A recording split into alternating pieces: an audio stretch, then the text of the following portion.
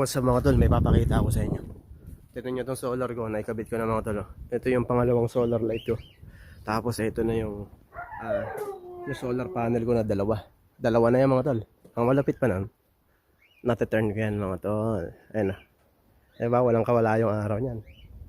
Ayan, pagka dito nakaharap yung araw, kuwang-kuwa yan, salong-salo yung araw yan.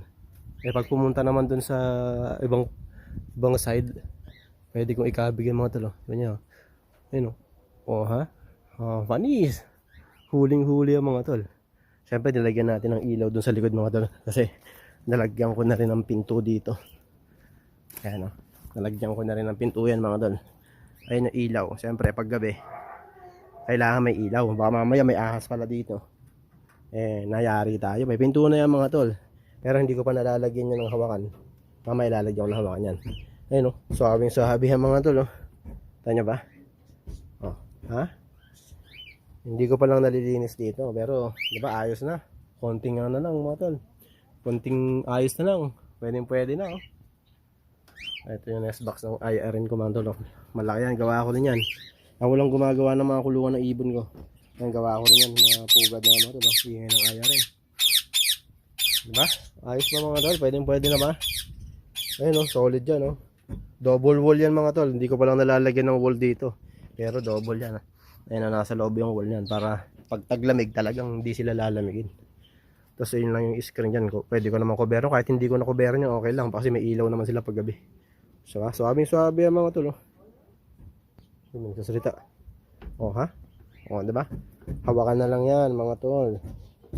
Ha? O ha? May sabit lang konti. Pero ayos yan. Kumbaga, ayun yung pinakasarado niyan. O. May screen yan, may aircon yan sa ibabaw pag tag-init kasi sobrang init dito. Diba? Tapos lalagyan ko pa yan dito, ayusin ko pa yan mga tol. Kasi tagpi ko lang yan kasi kulang nga ako ng materials. Pero dahil may extra na akong mga yero, pwede ko nang ayusin yan mga tol. Diba? Ayos na. May ilaw, automatic yan mga tol. Saka may remote ko yan, syempre. Ito yung remote. Ay, ito pala yung remote, nasa bulsa ko. Ha? Ayun yung remote mga tol. Pakita ko sa inyo kung paano umilaw yan. Teka lang, titignan ko kung malakas pa yung battery. Yung battery yan mga tol. Ito nyo. Palis. Diba? Remote palis. Pero automatic yan. Kiklik natin sa auto auto.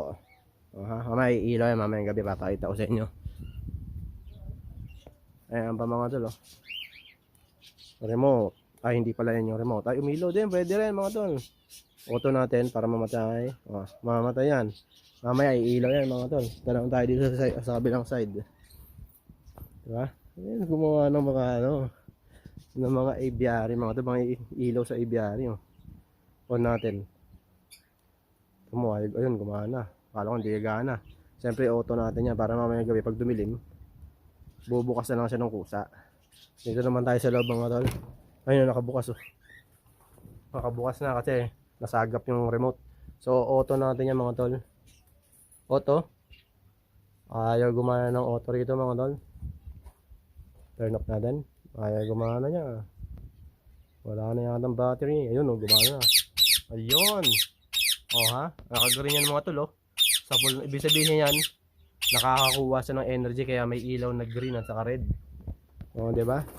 Yun yung mga ibon ko mga tol. Ayun yung IRN ko. Diba ang saya ng mga ibon. Yung mga finches ko mga tol, ng itlog na. Kaya lang kinain nila yung itlog kasi palagay ko na-stress sila. Na-stress sa paglipat. Ganun yung mga finches mga tol pag nililipat. So yun yung mga si Rama ko mga tol Ayun si Rama chicken. Napakaangas. Yung maganda kong ibon. Napakaangas. Pakita ko sa inyo kung paano kahawakan niya mga tol. Napakaangas yan mga tol. Napakaangas. Ito nyo yan. Napakaangas. Tara dito. Pasikat tayo.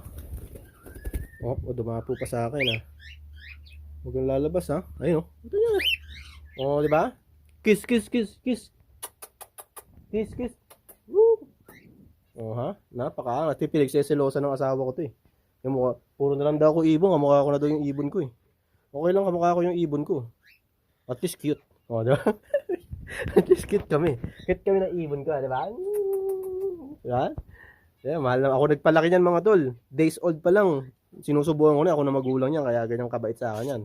Ito nung nag-YouTube ako, ito yung pinapalipad ko sa YouTube saka sa TikTok ko kaya lang hindi pumatok mga tol. Pero ito yung artista ko. Ayun ang artistang kakatil ko mga tol. Papakita ko sa inyo kung paano ko padapuin sa daliri ko yan. Wala pa siyang practice pero testing natin mga tol. Harap lang natin yung camera. Mga tol, tingnan nyo. Ha? Anis, napakaangas. Ayun, ha?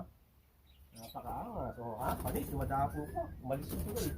Ayun, dumapo ulit. Panis, napakaangas. Sarilo. Ang pangalan niya mga tol, si Chico.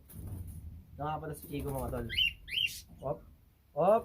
Hindi nakalak yan. Kami Chico. Come here. Umalis siya mga tol. Ayun si Chico. Buti na lang nakasama. Hindi siya train sa labas mga tol. Sa loob lang sa train. Sa loob ko lang siya ng bahay tinrain. Kasi pag tinrain ko yun sa labas at nadakmayan ng falcon, tapos na. Kawawa naman ng aking birdie. Kaya hindi ko yung tinatrain sa labas. Kami Chico.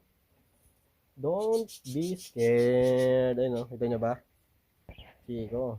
Ito yung pinagsusulosan ng aking asawa. Puro na lang ako. Nag-away nga kami kanina Yeah. Puro na lang daw ako ibon. Ayan. At least, cute kami ng ibon ko. Di ba? Yung ibang mag-asawa mga tol, ang pinag-aawayan, manok. Kami ng asawa ko. Ang pinag-aawayan namin, ibon. Ay, nakilala niya ako, marami na akong ibon Bago kami magkakilala, may ibon na ako. Kilala niyo ba kung ilang taon ako nag-alaga ng ibon? Simula 14 years old ako, may ibon na ako mga tol. 13 years old. Ilang taon na ako ngayon mga tol? Pucha, 34 na ako, may ibon pa rin ako. Kahit wala akong pakialam, kahit nagmukha akong ibon. Pucha. At least masaya ako sa buhay ko, man. Pogi ka nga, di ka naman masaya. Pucha, pakamatay ka na lang. Diba? Gawin lang natin kung nagpapasaya sa atin, masaya ako sa ibon ko mga tol. Diba? Iwanan na ako ng lahat, huwag lang ang ibon ko pa. Masaya ako sa ibon ko Silos na silos yung asawa ko rito Sabi niya, matulog ka na doon. Doon ka na sa mga ibon mo. Pag gising ko, ibon agad Pag gising niya, wala ako sa tabi niya, katabi ko yung ibon ko Diba? Gano'n ako magmahal ng ibon mga tol. Sabi, ayaw niya na umalis sa sa balikat ko. Anis, mga tol. Tapos napakarami kong ibon Ayan. Magkano halaga na ito mga tol, ng IRN ko? $700 isa niyan. $1,400 mga tol. Tapos meron akong mamahaling Indian ring dito mga tol. 1,200 ng isa mga tol. $1,200. Isa 700. Meron ako dito $1,200. Dalawa, Hillerman. Tapos meron pa akong isang 700 mga tol. Ito sabi niya, itapon ko na daw itong mga ibon ko, sabi ng asawa ko. Sabi ko, itatapon ko. Alam mo ba kung magkano halaga ng mga ibon ko? $1,000 yung halaga niyan, tapos tatapon ko na. Parang magtampo sa pera niya mga tol. Dito pwede yan. Diba? Parang nagtampo sa pera. Men, etong kakatil ko na to, alam nyo magkano to? Ang hindi tame na ito, $200. Pero ito tame. Yan, kahit $600 di ko bibenta yan. Mahal na mahal ko yan. Yan ang kamahal ng mga ibon ko mga tol. Diba? Yung dun sa mga may asawa na mga babae na yung mga mister nila may mga alagang manok, ibon.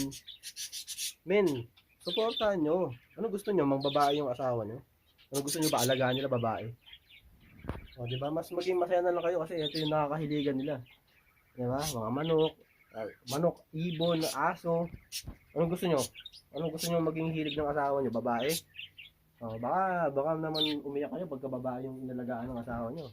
Diba? Maging masaya na lang kayo pagka ganito. Ganito yung mga alaga. Kakatil. Gaganda nila, diba? Ayun yung first albino ko. Albino kakatil ko. Ang dami na naging anak yan mga tol. Yung ibang anak niya, dyan sila. Sa iba, nasa ibaba. Gumastos man ako ng malaki dito sa mga alaga akong ibon. At least masaya ako mga tol.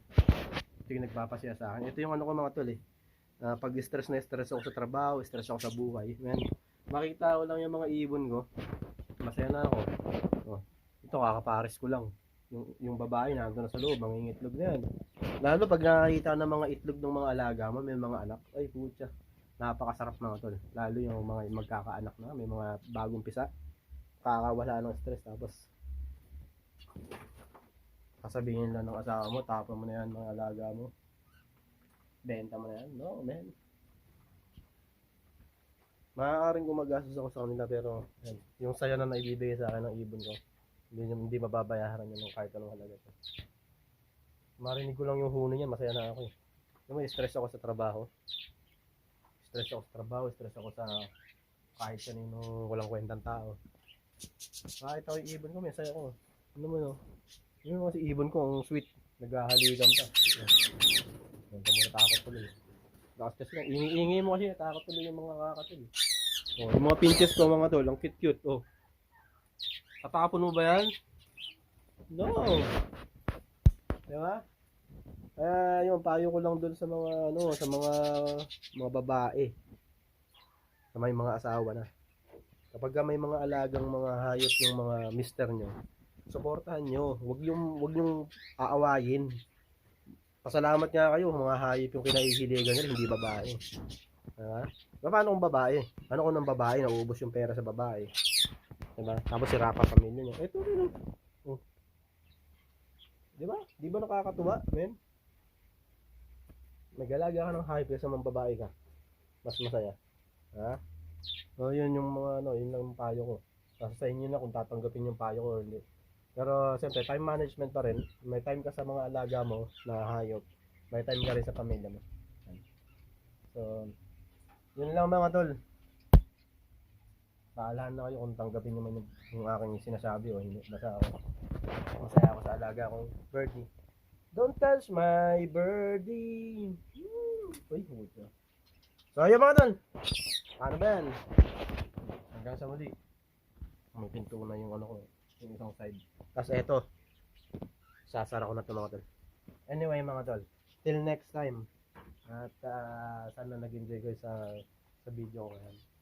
Please support my page, my video. Please pakishare. Pakitapos yung ads. Ano pa ba? Like, comment mga tol. Anyway, pasensya na doon sa mga hindi makaka-relate or ako rin, hindi ko kailangan magpasensya eh. So nasa inyo na yun kung may inis kayo sinabi ko na suportahan nyo yung mga asawa nyo kung may mga hilig na mga ganito. Nasa sa inyo na yan kung magagalit kayo or what, tatanggapin nyo, bahala kayo sa buhay nyo. Basta kami, may mga alagang manok, may mga alagang kalapate, may alagang aso, may mga alagang ibon, men, kahit ano pa yung alaga mo, tuloy mo yan, basta hindi ka na nang bababae or what, men. Diba? Oh, panis, masaya ako. May mga alaga akong ibon. O yung ibang pamilya. Yung ibang asawa. Nang bababae, wala kang alagang hayop, nang bababae ka naman eh. Ito. Yan. Yun lang mga tol. Till next time. At hanggang sa muling vlog. Ayun. Ingat mga tol. Bye!